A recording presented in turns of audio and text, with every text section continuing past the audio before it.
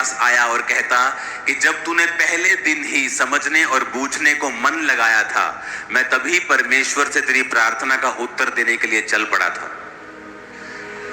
पर रास्ते में शैतान मुझको रोके रहा। तो परमेश्वर का एक दूत आया और उसने मेरे साथ शैतान से लड़ाई की, और तब मैं तेरे पास आया हूं, और जब मैं तेरे पास से फिर चला जाऊंगा आसमान में, फिर मैं उससे लड़ूंगा। और वचन भी कहता है कि शैतान तुम्हारे साथ युद्ध करता है।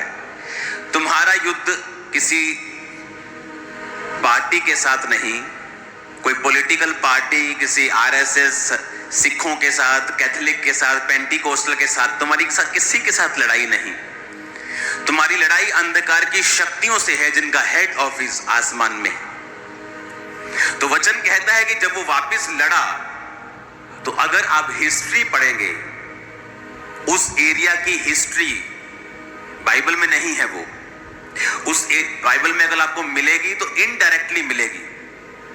अगर आप उस एरिया की हिस्ट्री पढ़ें, शैतान को हराने के बाद आसमान में जब उस दूत ने हराया, डैनियल की प्रार्थना के बाद, उस जगह की गवर्नमेंट चेंज हो गई थी, राजा बदल गया था।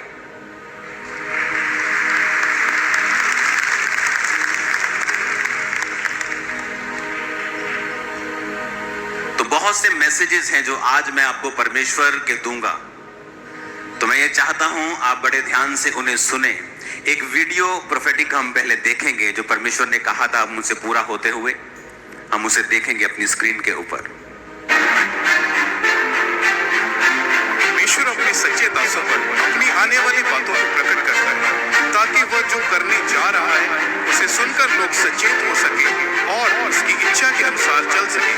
सालों से परमेश्वर के अभिषिक्त दास अपोस्टल अंकुर यूसुफ जी बताते आ रहे हैं कि इकोनॉमी पे डिप्रेशन आएगा। तो वही सुनते हैं इन भविष्यवाणी के शब्दों को।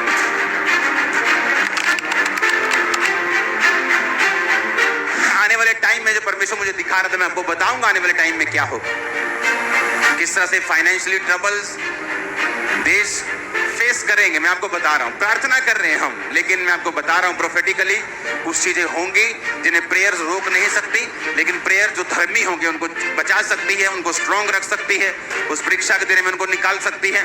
लेकिन वो कुछ चीजें होंगी जो होंगी ही होंगी, कोई प्रेयर उन्हें रोक नहीं सकती।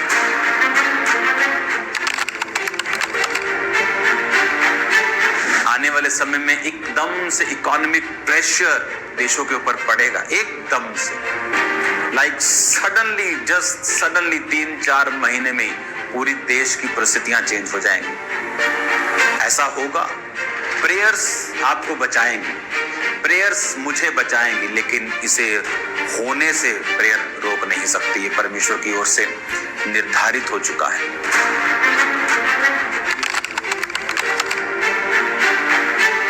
2025 हमें प्रार्थना करनी होगी, क्योंकि इकोनॉमी के ऊपर डिप्रेशन आएगा।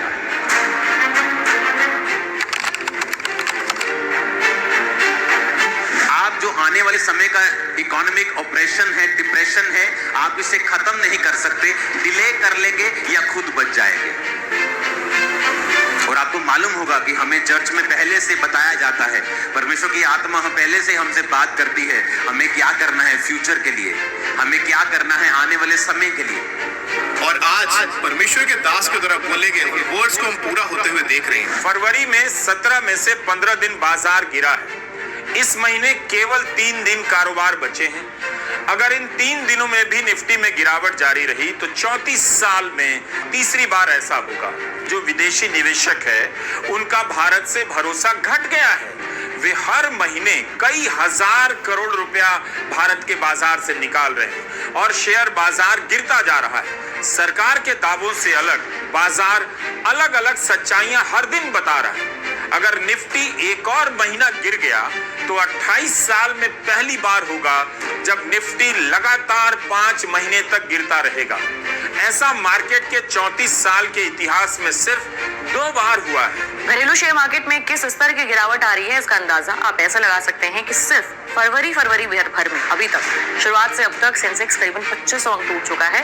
वहीं सेंसेक्स अपने ऑल टाइम हाई से 10,500 अंक से भी ज्यादा नीचे पहुंच चुका है। 27 सितंबर को सेंसेक्स ने 85,978 अंक का ऐतिहासिक स्तर छुआ था। पिछले 28 सालों में जो नहीं हुआ वो शेयर बाजार में इस वक्त हो रहा है। लाखों लोगों के करोड़ों रुपए डूब चुके हैं और जो अभी भी मार्केट में होल्डिंग पोजीशन पर हैं, उनकी सांसें अटकी हुई हैं कि भैया अब आगे होगा क्या।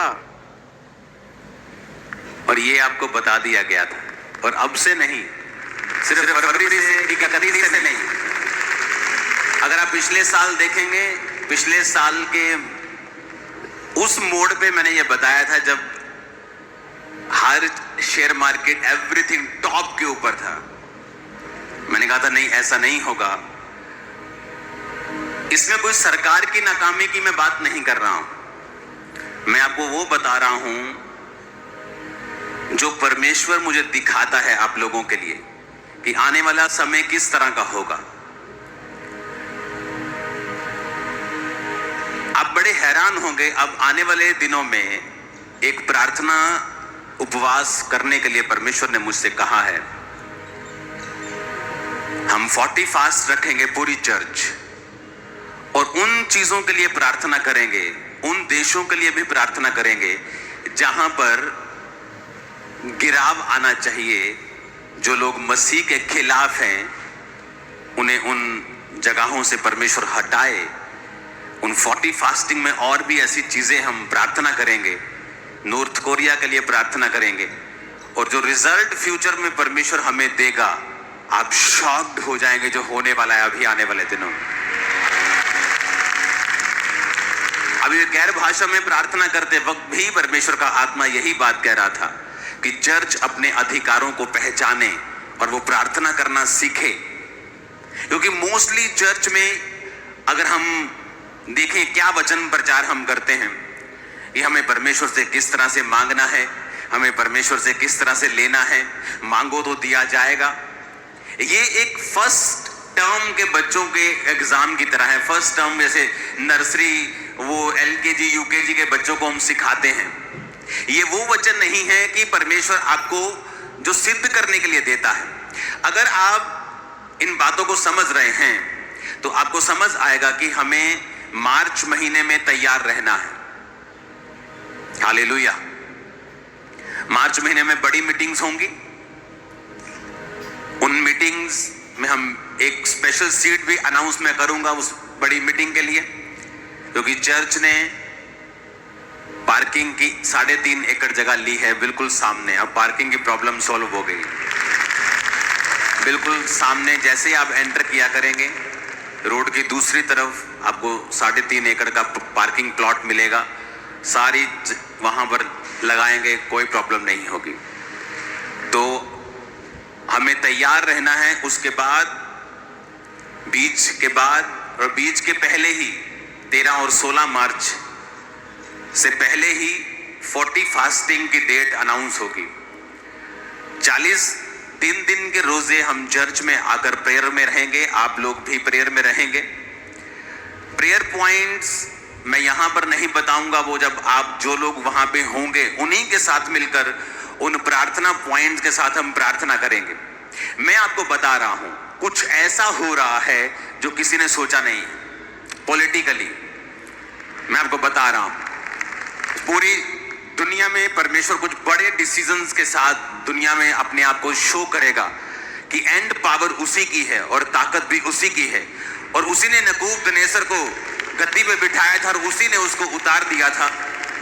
क्योंकि जब नबूकदनेस्सर, बाइबल कहती है, फूल उठा और कहा कि मैंने अपने ही ताकत और अपने इन्हीं हाथों की ताकत से पूरे साम्राज्य को बनाया है, तो परमेश्वर ने उसे गिराने का फैसला कर लिया। और बाइबल कहती है 7 काल यानी 3.5 साल उस पर बीते, उसके नाखून और बाल बढ़ गए और उसने बैलों के साथ घास चरी और वो पागलों के समान जीवन बिताया। और जब टाइम बीत गया और उसने आसमान की ओर जब निगाह उठाई और कहा, परमेश्वर तू ही है जो राज्य को देने वाला और तू ही लेने वाला है, तो परमेश्वर ने उसके राज्य को फिर से रिस्टोर किया, फिर से उसे वापिस किया। अब समय आ चुका है, हम प्रार्थना करेंगे पूरी चर्च के साथ मिलके, फास्टिंग के साथ क्योंकि ये बड़ा इंपॉर्टेंट लेसन है। मोस्टली लोग क्या सोचते हैं, जो लोग आज अपनी प्रॉब्लम के लिए आए हैं, उनकी लाइफ में उनको हीलिंग चाहिए, उनके फादर उनको ट्रबल दे रहे हैं, फैमिली सेटल्ड नहीं है, फाइनेंस सेटल्ड नहीं, उन्हें लगता है कि ये चीजें तो उन लोगों के लिए हैं जो लोग अभी पूरी तरह से टेस्टिमोनीज लेके बैठे हैं, जिनका फाइनेंस सेट है, जो बीमार नहीं है, जो सब कुछ ठीक ठाक हो चुका है, वो लोग इस चीज को रखेंगे। हम तो बस ले हैंड करवाने के लिए आएंगे और प्रार्थना करेंगे। आप जानते हैं बहुत से पास्टर्स भी ये प्रीच करते हैं, और अब मैंने भी प्रीच किया है कि मांगो तो दिया जाएगा। परमेश्वर ने कहा जो तुम मेरे नाम से मेरे पिता से मांगोगे मेरा पिता तुम्हें देगा। पर ये एंटायरली ट्रूथ नहीं है, ये पूरा सच नहीं है, ये आधा सच है। जब आप चर्च को आधा सच परोसते हैं तो चर्च को सुनने में अच्छा लगता है, और जब चर्च को सुनने में अच्छा लगता है वो सुन के चले जाते हैं, लेकिन जब प्रैक्टिकली उस वचन को वो फॉलो करना शुरू करते हैं, उनकी लाइफ में फिर रिजल्ट जब नहीं आता, फिर वो गिरते तो पाप में हैं, लेकिन चर्च के मेंबर भी रहते हैं। और पास्टर को लगता है कि वो चर्च आ रहे हैं, everything is going well, but ऐसा नहीं होता है, क्योंकि आपको पूरा ट्रुथ, पूरा सच परोसना होता है। क्योंकि जैसे कई बच्चों को देते हैं ना, आप उनको प्लेट दीजिए खाने की, उसमें करेले भी हैं, उसमें हरी सब्जी भी है, उसमें आलू की सब्जी भी है, उसमें पूड़ी भी है, तो वो आलू पूड़ी खा लेंगे, करेला छोड़ देते हैं, कहते हैं हमें टेस्टी नहीं लगता। लेकिन उन्हें ये नहीं पता कि ये हरी सब्जी उनकी बॉडी के लिए बेनिफिशियल है। तो जब अभी तो मजा आ रहा है, अभी तो खा रहे हैं आलू पूड़ी, लेकिन जब उसके बाद में उनकी बॉडी में गड़बड़ नजर आएगी, इम्बैलेंस होगा, तब फिर वो बहक जाएंगे, शक करने लगेंगे, डाउट में आ जाएंगे कि ऐसा क्यों हो रहा है। क्योंकि आपको पूरा ट्रूथ खाना पड़ेगा। उस पूरे ट्रूथ में कुछ बातें अच्छी भी हैं जो आपकी बॉडी को अच्छी लगेगी। Wow, ask and you shall receive, oh what a wonderful word, कि मैं मांगूंगा और पाऊंगा। यह है आपका पूड़ी आलू।